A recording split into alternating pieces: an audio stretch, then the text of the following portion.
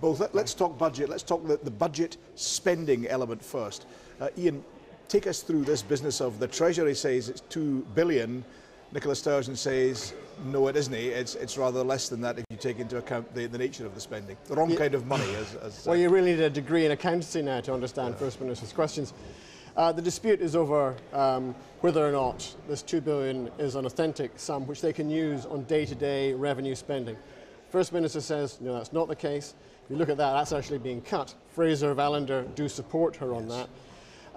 The Tory point, however, is that this transactions money, which is essentially loans which are given, is often used by the government when they're, say, helping the farmers, compensating them over CAP payments, that this is seen as largesse coming from the government. So it's as if they're not prepared to recognise that that is money which is at their disposal, even for a short term. Sorry, Ian, the exchanges, Libby, were pretty robust. What was it? You look as if you've had your scones stolen. They were. No. They were pretty combative, certainly. You had Ruth Davidson complaining, telling Nicola Sturgeon she was complaining about having the wrong sort of money, and you had Sturgeon coming back saying, accusing Davidson of being even more of a party stooge for her Westminster masters than she thought she was, which was pretty harsh. But Sturgeon is in a very difficult position now because, you know, as Ian says, you know, a lot of this money that has been promised is not the kind of thing that can be used for day-to-day spending, and she has these commitments that she's made, pledges on public sector pay, on the NHS and childcare, which she has to deal with and which Derek Mackay has to deal with in the budget next month. Ian, the First Minister is right in saying that this is not discretionary spending. They can't allocate it as they will. It has to be spent on private sector project loans, and it has to be paid back to the Treasury, was kind of a key point. That's true, it is, strictly, but I'm not sure. I think there is an element of discretion in how they deploy it. But you're right, essentially these are loans which have to be paid back, but nevertheless, as I said, this is sometimes seen as money which is largesse from the government when it chooses them, Scottish Government, when they choose to interpret it as that. But, you know, the trouble is that this goes right over our viewers and voters' heads. And these kind of exchanges, I think, really are very unfortunate because people just turn off. As soon as they hear these numbers, they just don't believe what any politician says about them. Let's break it down to some detail. The pay question. First Minister saying also that I mean, Derek Mackay in his party conference speech demanded a budget line that would cover lifting the pay cap for public sector workers generally.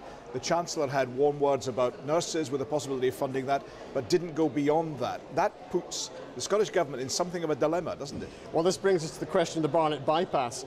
You know, it seems it was suggested by the Chancellor the other day that he was going to pay for the increase in nurses' pay, not through the conventional route of departmental spending, but from a special source of funding. That means there would not be an automatic Barnett consequential. There would not be an increase in funding related to that coming directly to the Scottish Government. I can't resolve that. I'm not quite sure what the implications are, but there's an awful lot of jiggery-pokery. I think people get that message. But Libby, the point was, even if it is money for nurses, that's only nurses. It's not the police service, it's not council workers, it's not others. And the pledge was to lift the public sector pay cap. But Nicola Sturgeon, to be fair, has always accompanied that with a caveat saying it's got to be affordable. It's got to be affordable, and the only way that it can be done up here is through tax rises, which of course is now that's where the discussion or point efficiency is savings, now. as the Chancellor says he's doing for the health service in England. Although it's interesting, sort of Ian talking about this kind of discussion going over people's heads. You had every front page practically this morning calling for Sturgeon to scrap tax rises after this alleged generosity from Westminster. And in fact, the BBC did a survey, I think by this time last year, which was finding that members of the Scottish public were very keen to see a rise in the top rate of income tax, but very much wanting Scottish taxes to remain in line with UK taxes. So we'll see how that plays too. On taxation, let's go to tax. Well, of course, that is the Scottish Government's commitment. At the last election, they said they would not increase taxes on basic rate taxpayers. Now, you know, that's clearly in their discussion document, the Scottish Government have indicated that they are minded to change that. She talked today about the lowest paid, which struck me as being suggesting that, you know, the band of those on the basic rate is quite wide. And it struck me today she was talking about the lowest paid, perhaps those towards the upper end of basic rate before you move into 40. If she changes the banding system. Well, this is what Patrick Harvey is that's a way of proposing, bringing and it what down, Labour yeah. has been thinking about as well. Exactly. If you introduce new bands, it means that you could perhaps have a system where nobody who's earning less than the average wage in Scotland would pay more in tax, but a number of people who are still on basic rate tax at the moment will start paying more. And that's the problem for Nicola Sturgeon, because she has that manifesto commitment she's got to get round.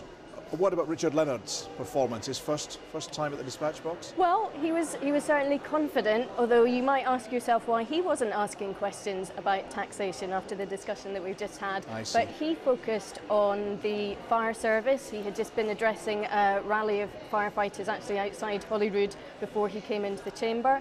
And he was brandished the poster and all that sort of thing. Indeed. Ian, sorry, Louis, what did you make of it? Well, it was another exchange, a dialogue of the deaf, if you like, because on the one hand he was saying, well, there's 700 fewer frontline firefighters. Yeah. Nicola Sturgeon saying, no, that's not the case. What did you make of Richard Leonard's performance? How do you think he did? Well, you know, it's difficult. This is his first outing. Yeah. He's a new face. There's been a lot of changes at the front bench of the Labour Party in recent years. I think he got through it okay. There's always, a lot of people say it's very unwise to use posters and images at First Minister's questions, because it's very easy for people to kind of Photoshop them and have him saying something that looks very different. Oh, Ian, let me hang on a second. We've got another little one for you to chew over. Mr. Leonard's predecessor as Labour leader is, of course, Kezia Dugdale. Apparently she got a little outing last night in the I'm a Celebrity, a little trail, but she's going to be in the jungle tonight, again I am assured, on the programme. It's been hugely contentious, to say the least. Here's what one of our fellow MSPs had to say. I think utterly ludicrous, ludicrous position. I think we have a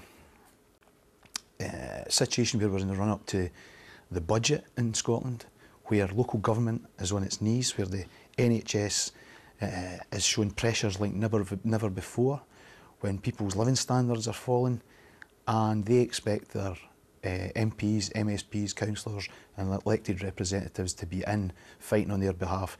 And I don't think people would expect them to jet off around the world and sit around a campfire eating kangaroo's appendage. Not sure if that'll be on the menu tonight, but here's what Kezia Dugdale had to say regarding her reasons for joining the programme. Hi, I'm Kez Dugdale. I'm a Labour MSP for Edinburgh and the Lothians, and in the next few days I'm going to be flying to Australia to take part in I'm a Celebrity, Get Me Out of Here. I appreciate that to quite a few of my constituents this is quite a controversial move. I know there'll be people that are upset about it, that will question my priorities, so I wanted to take a little minute to explain why I'm doing this and hope that I can get your support for the adventures ahead. First and foremost, I'm a Celebrity, Get Me Out of Here is a huge UK-wide television programme with an audience into the millions, and I think it's an amazing opportunity to talk to young people who watch this programme about politics and in particular Labour values. The first time I was approached to do this programme, I said no. I turned it down because I didn't think I could be away from my job for over 5 weeks.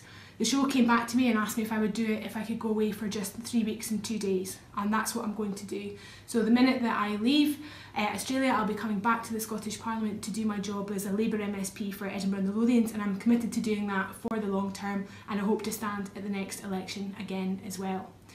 I appreciate, however, that I am away whilst I'm supposed to be doing my job, and that's why I have donated my salary for the whole time that I am in Australia to the Rock Trust. And if you don't know what the Rock Trust is, it's an organisation in Edinburgh and the Lothians that exists to support young people affected and at risk of homelessness. They're an amazing organisation that do fantastic work supporting some pretty vulnerable people across the city and beyond it. So I've donated £2,500 to them, which is my salary for the time that I'm out of the UK, and I hope that you can support their work too. So in the meantime, please tune into the show. You've got an opportunity to vote for me to do horrendous tasks covered in beasties, and you also have a chance to vote me out when the time comes too. So wish me luck, and if I have to do some of the eating tasks, well, who knows. Good to say she's got the appropriate headgear there for heading off to the jungle. What do you make of it, Ian?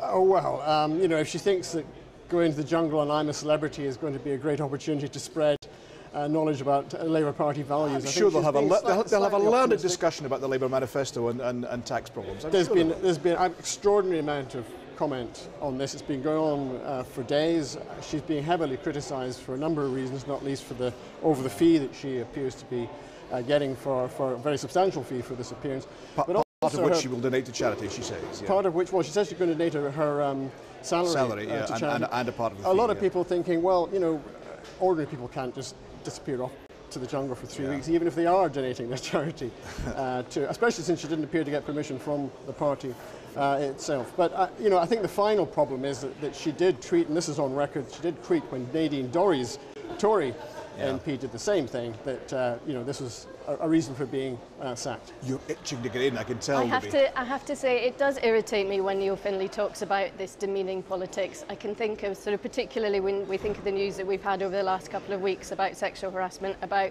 a sexual assault victim being encouraged to keep quiet for the good of her political party. I think those things demean politics a whole lot more, so perhaps we need a bit of perspective about this. Do you defend Ms Dugdale, regardless of your point about Neil Findlay? Do you defend Ms Dugdale? I think she is perhaps a little bit hopeful at the idea that she's going to be able to convert a whole load of 20-somethings from her jungle perspective, but who knows? She's proved that she's game for a lot of things in her career in politics so far, so we'll be watching with interest. Final word, Ian, will you be watching with interest? Oh, I'll be watching, absolutely. Yes. But it's so bizarre. I mean, you know, when I first heard this, I assumed this was a joke or it was some parody account. Yeah. It was rather the same when we heard that Alex Salmond was going to be hosting a show on Russia Today. I assumed that was a parody account as well. But politics and show business are becoming intertwined.